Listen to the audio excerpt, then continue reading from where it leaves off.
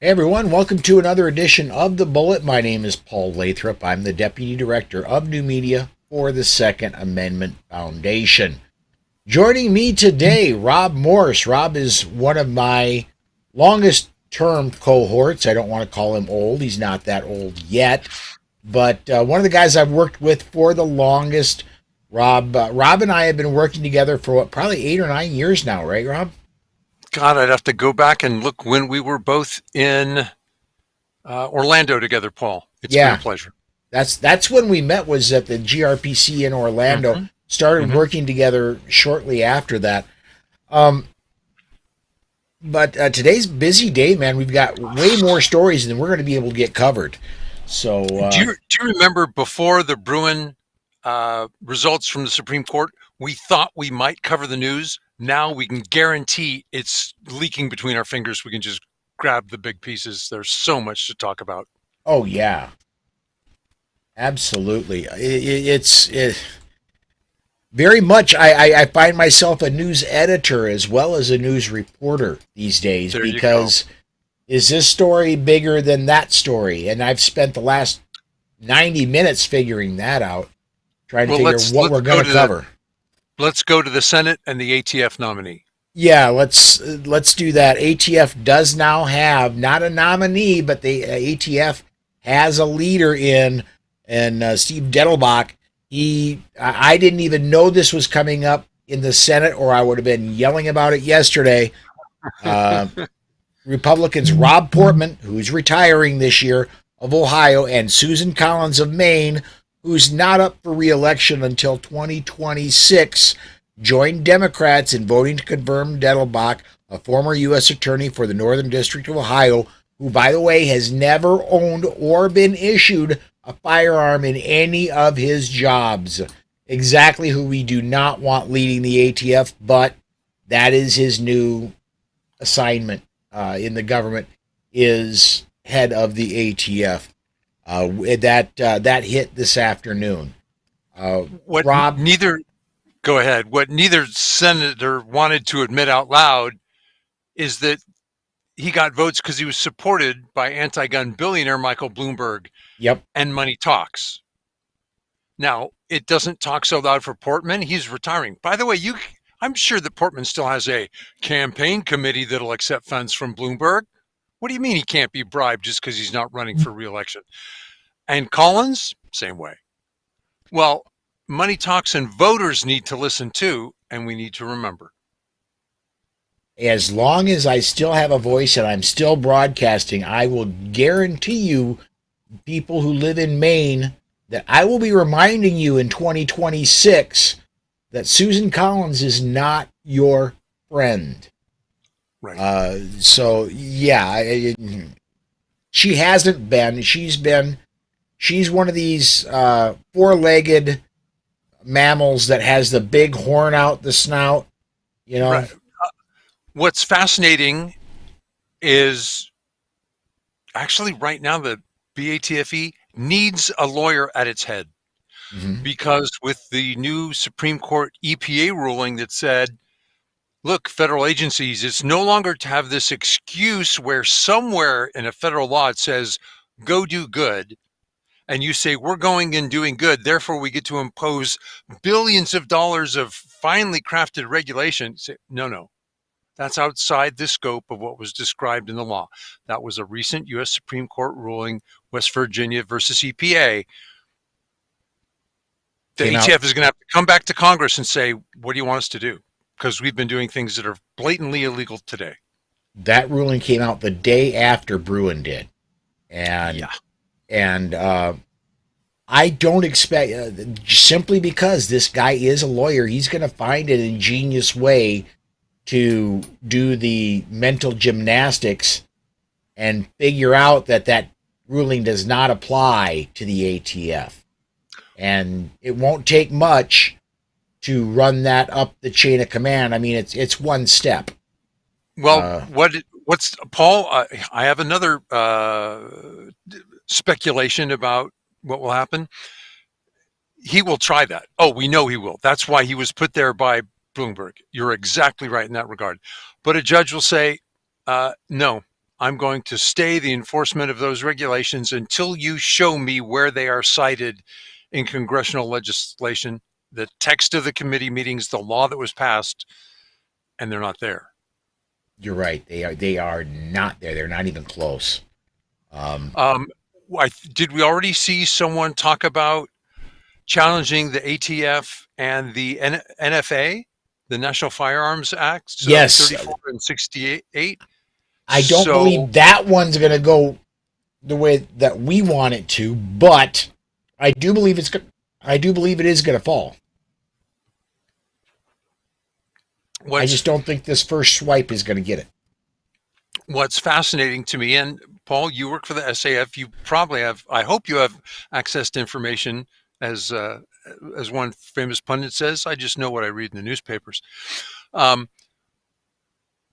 You're right, we're going to chip away at the ATF. And if we can't get all of the NFA, National Firearms Act, overturned, we can get piece at a time. One thing that's got to be questioned fairly soon is, what do we mean by someone who's an adult? Because we'll let you drive a truck, we'll let you fly a plane, you can get married, but you can't. You can join the armed forces. You can.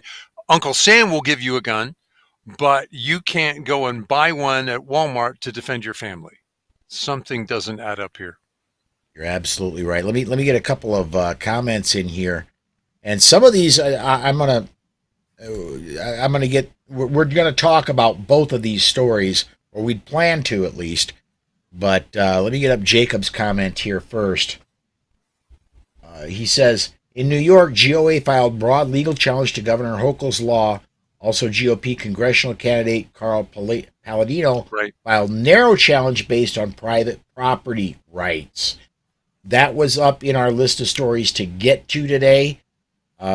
We will probably get to the matter of fact. Let me go. No, I want to. The next story I want to get to is a personal peeve of mine. And Rob, you and I know are in agreement on this. What we really need is the legacy media to stop making mass killers famous. Our colleague, Alan Corwin, called it "Don't Inspire Evil." Yes. And is there any doubt? And, all right, we've got a lot of people comment because maybe there's something I'm missing. These young, ignored men who think they have no place in life are determined to be noticed. And if they can do it by mass murder, they will. The tragedy is that multi-million-dollar publicity campaign trolls for the next mass murderer. And it is effective time after time. Well, Paul, it's very effective. You're saying we could, with one now, there's history. We don't name the victims of rape because when we required that they be identified in court, the shame of rape meant that many wouldn't come forward and then prosecute be a witness in the prosecution of their attacker. So we have a legal precedent to say, look, there are some cases where you're not going to name the name of the victim or the attacker. Okay, here we have one where we have people murdering to become famous in the media. Paul, we could stop that in a day. I wish we could stop it without a law. I really do. I do too. I don't think we will. Two libertarians are arguing that we hate it when we say the answer might be a new law. But we found that the news media will not respond honorably. And unfortunately, we don't have enough choice in media to find a responsible news media outlet that has stated as a matter of public policy, we will not put the murderer's face on the screen. We will not mention his name. Yeah, well, I think I'm going to break my own rule. Here, I got a picture here I'm going to show. Did you say? But you know what? I'm sorry. That's the president. I'm sorry. Oh, was it faced the other way? Yeah. I no, it's you're absolutely right. And I made a commitment when I very first started podcasting that I would never utter the name when it became obvious that's what some of these people were looking for, was a high score and to get Right, notoriety in death, because that's the way most of these went until very recently. right. Um, I made a promise to myself and to everybody who was listening or watching that I would never utter the name of a killer, that their fame would not be pushed by me. And I know Right. you do the same thing with your show, Self Defense Gun Yes. Stories. I know a lot of our friends do the same thing. I can't think of a single Second Amendment media member who does name. Well, I can give you one. Bill Frady at Lock and Load Radio says, if we don't name the individual, then we leave ourselves the murderer, then we leave ourselves open for the attack that it was the gun that did it. Because you and I think that the individual is responsible. The media are contributors, and the gun is a piece of steel, an inanimate object. What is so tragic recently is you and I expect there was a academic study that said the way we learned not to mention teenage suicides is we saw them cluster. Mm-hmm. So again, young men, some young women would find particularly gross and public ways to commit suicide. Their name would be in the paper, and then there'd be a string of these because they thought they were being ignored, and death, they were at least named in the paper, other than in the last page in the obituaries. Someone then did the research and said, we don't see that with mass murder. What the research left out is that often these murderers enjoy the thought of being famous and planned years planning their attack. Oh, they certainly do. These things are not something that comes off with 15 minutes of planning.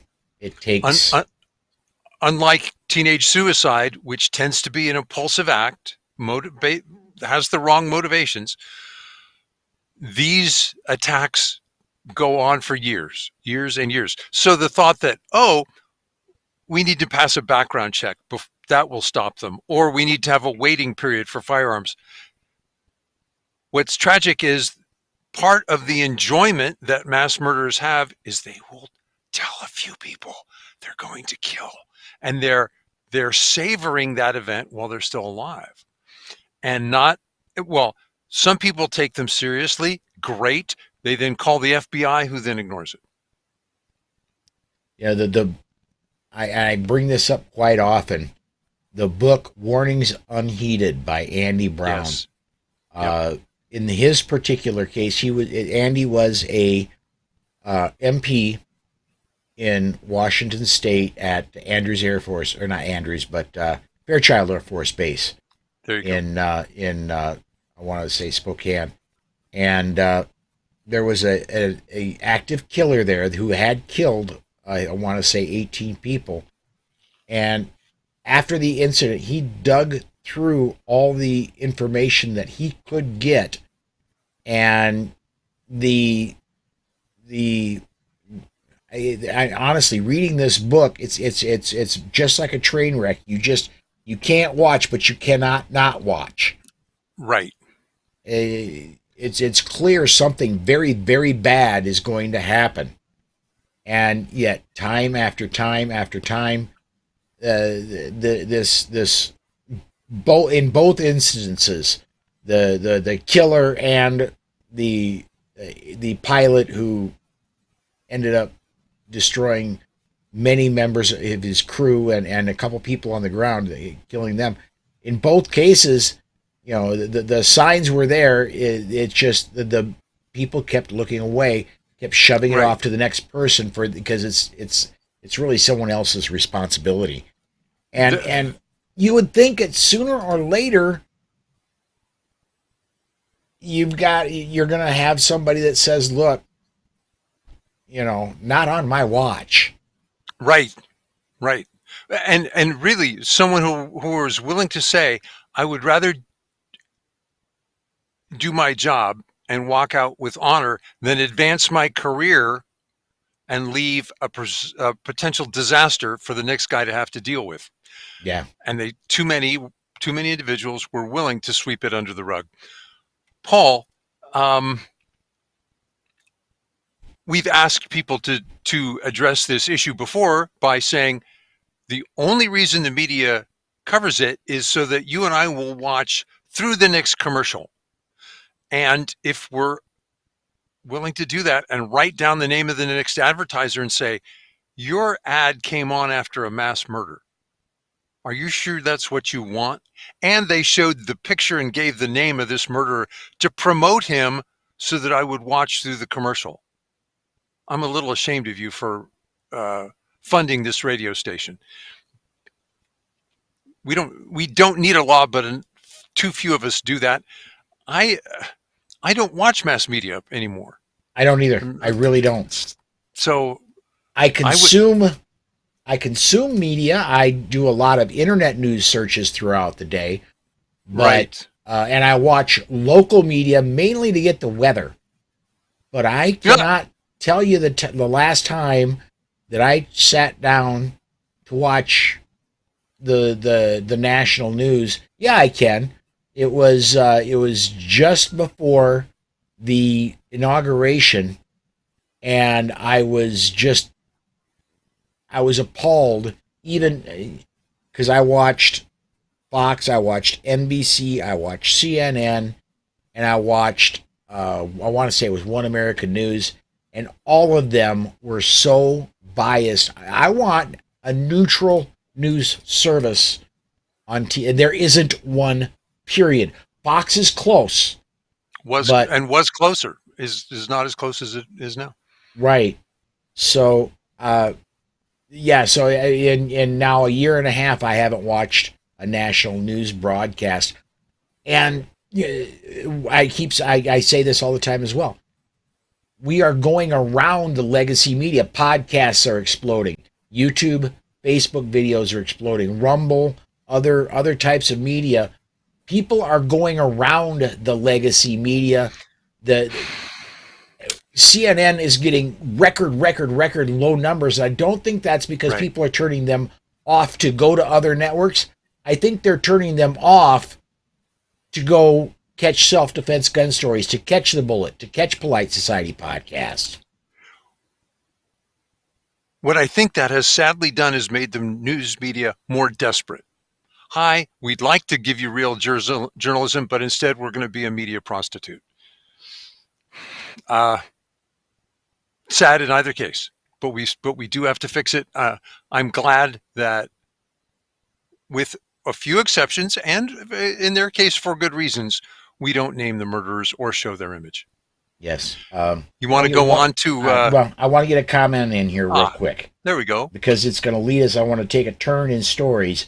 But the comment's going to lead us there. Donald on the Facebook side says, what about Michael Moore's idea of 28th Amendment to abolish the Second Amendment?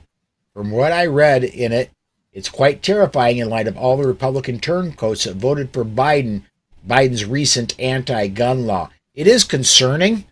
However, let me, in order to get a new amendment, you've got to get 66 senators to vote for that amendment. Then it goes to the states, and you've got to get 37 states to ratify that constitutional amendment.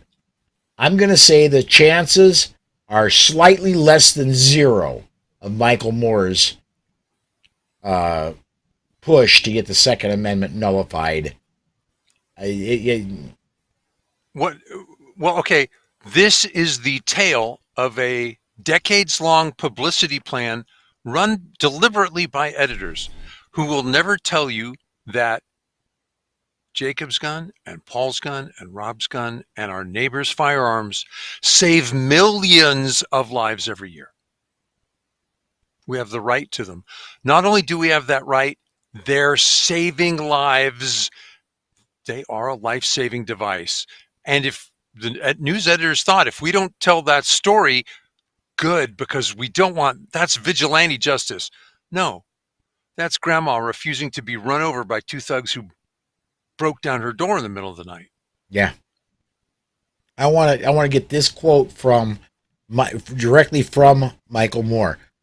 We must repeal the Second Amendment if we want this country to ever be safe again, whether it's killings by police like the 60 bullets fired into Jalen Walker, or by civilians like in Highland Park, Illinois, Uvalde, Texas, Buffalo, New York, or our national record on gun violence. It is an international embarrassment. It can't be reformed without doing away with guns entirely. And guess what, folks? That is the end game for all gun grabbers. There is no compromise. The end game is they all go away. And then we're vulnerable to the mob. Yes. Then when 10 guys show up in front of my house and say, hand it over or else, I have to hand it over because I can't defend my family. No, because guess what? Those 10 guys are not going to care what the 28th Amendment to the Constitution say. They're not going to give up their guns. That is the triumph of theory over reality. And I say, so you think that will lead to a peaceful society? And invariably the person nods and you say, like what they have in Mexico. And they go, well, no, not like that. I go, oh, well, Brazil? Well, where have you seen China, where we had entire populations put into slave labor camps like the Youngers, or we have someone with a knife murder dozens of people in a Chinese train station. That's better, right? Well, but it's not with guns. You're right. Is it? It's much more brutal. Yes, absolutely. The streets of London, where immigrants can walk down with my brain is failing. I'm sorry. Those long knives, machetes. Sword? Machete. Oh, right. Yeah. They can walk down the street with machetes with impunity because only about a third of the police officers have firearms. They have to wait for the right police officers to show up before they can stop this person. There was a self-defense case recently where a guy came down the street, attacked two men. The attacker had a machete. One of the guys was armed, said, we're going to stop this right now. Boom. And the great news is, it doesn't matter how strong your sword arm is, or how long your reach, or how fast you can run. A 20-year-old woman can defend her child from a machete attacker with a handgun.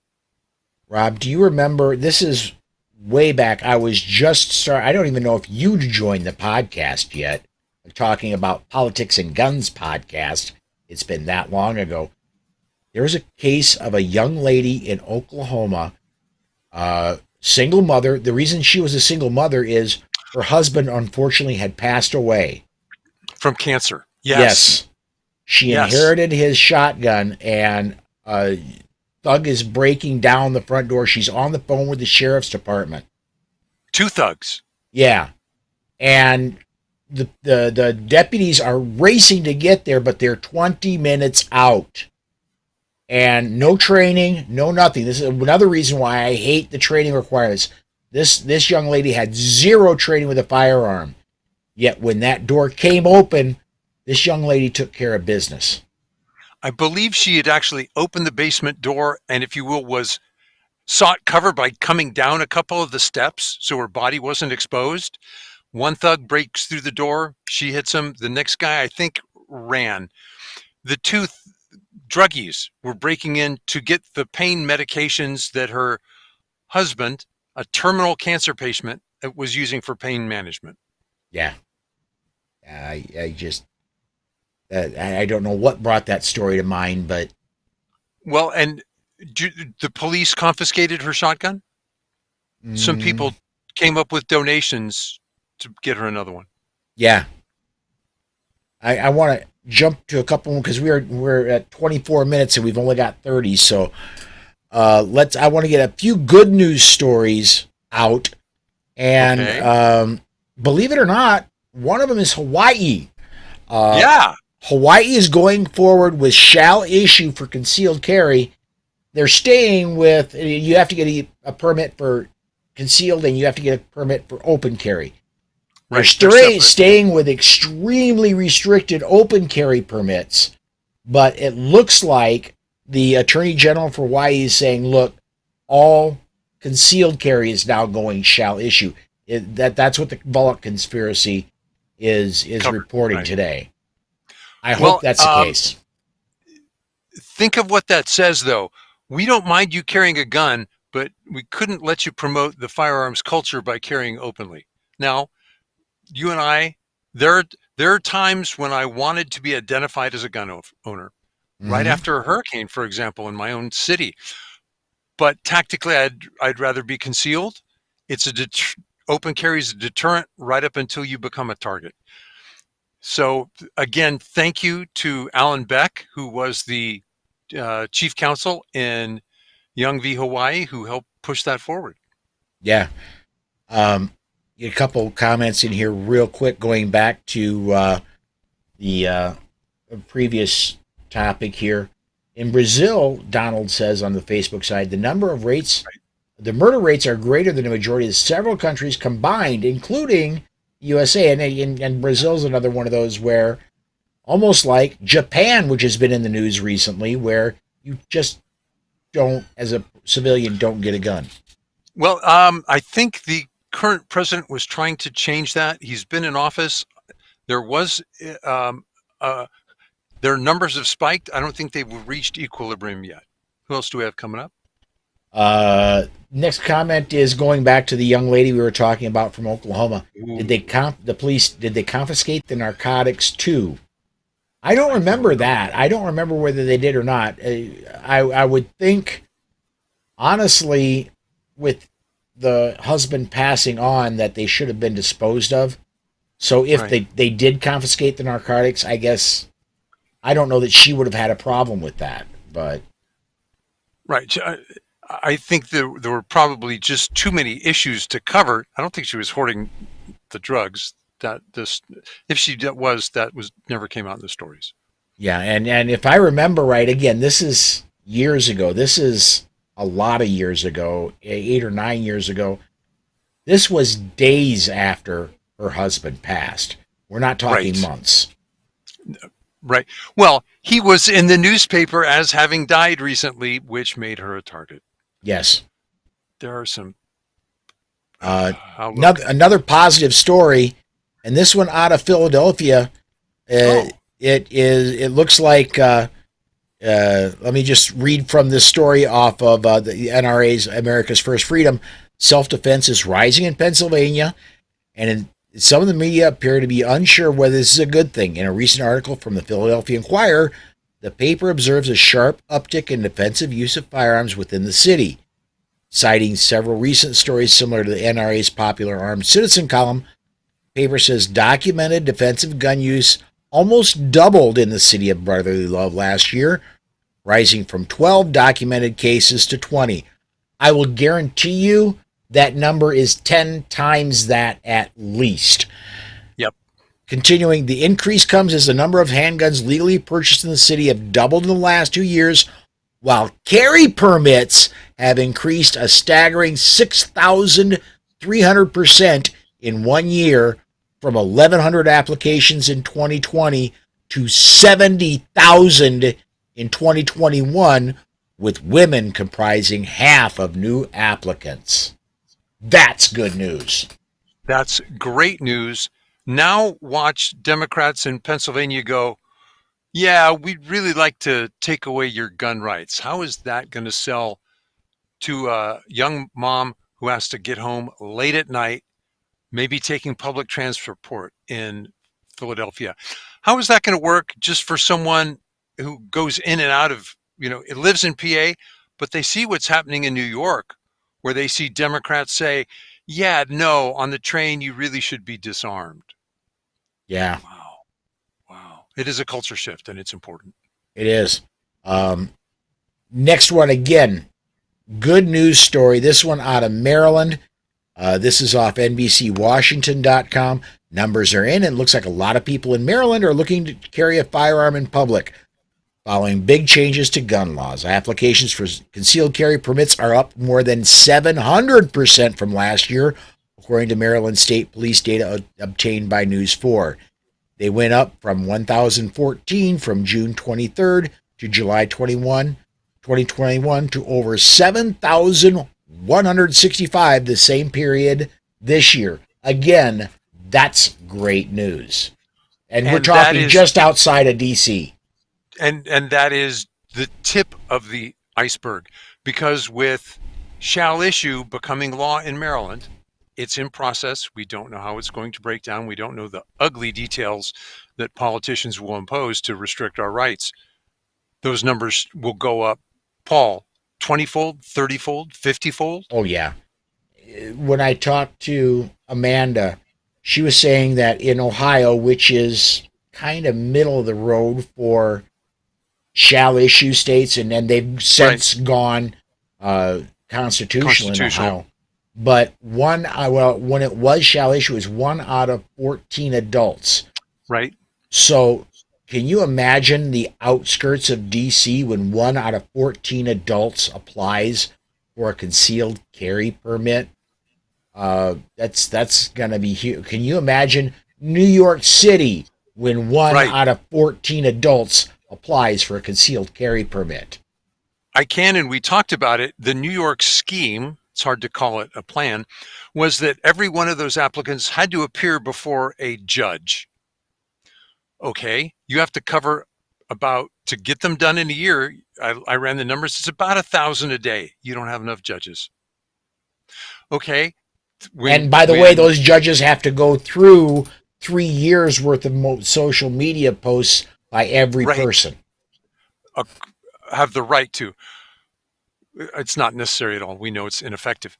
What's fascinating now is when Paul Lathrop, who lives in an outskirt of New York City, says, I want a permit, and they go, it'll be 4 years before we can establish your interview. You go, thank you. Go get him. Alan Beck, Alan Gura, Stephen Stambolia, and Paul Clement. Those are the lawyers that will bring forward those cases, say that is an infringement. It's a fundamental right.